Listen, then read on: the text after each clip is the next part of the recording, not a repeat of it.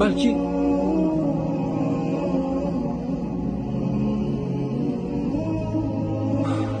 bu baribir noto'g'ri qaror. Bu bizni qarorimiz emas. Bu odamlarning qarori. Ularni bu yo'ldan qaytarishimiz kerak. Endi juda kech. Bormizmi, yo'qmizmi? Endi ularga baribir. Ularning hayotiga begonamiz. Muammo bizlarda emas, odamlarda. Muammo odamlarning boshlarida. U yerda esa biz uchun joy yo'q. Bo'ldi endi. O'zingni qiynama. Lekin meni hali hech kim o'qigani yo'q. Bunaqalar oramizda millionlar. Baribir urinib ko'rish kerak. To'xta, shoshma. Keyin kech bo'ladi. Iltimos, o'tkazmang. Marhamat.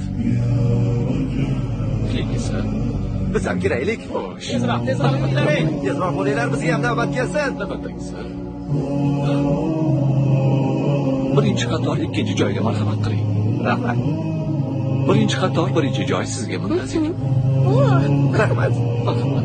Menga tegishlilarni tezroq o'tkazib yuboring. Albatta. Marhamat, kiringlar. Marhamat.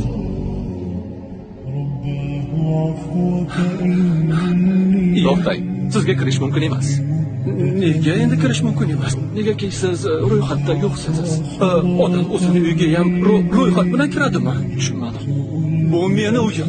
Men o'z uyimga kirmoqchiman. Ichkarida meni do'stim kutyapti. Biz uyni hamma keraksiz narsalardan tozalashimiz kerak. Keyin oilamni ham qaytarishim kerak.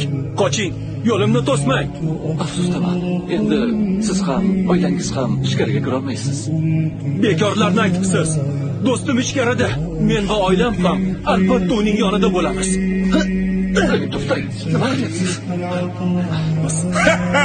Uni do'stini oldiga kuzatib qo'yinglar. Mana seni do'sting.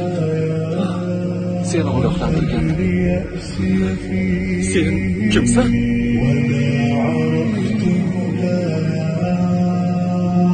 Yo'q, kerak emas. Endi men ham nega ularni ichkariga kiritding? To'xtatib qolishga bir o'zimning kuchim yetmadi. Nega meni yordamga chaqirmading? Nega yordam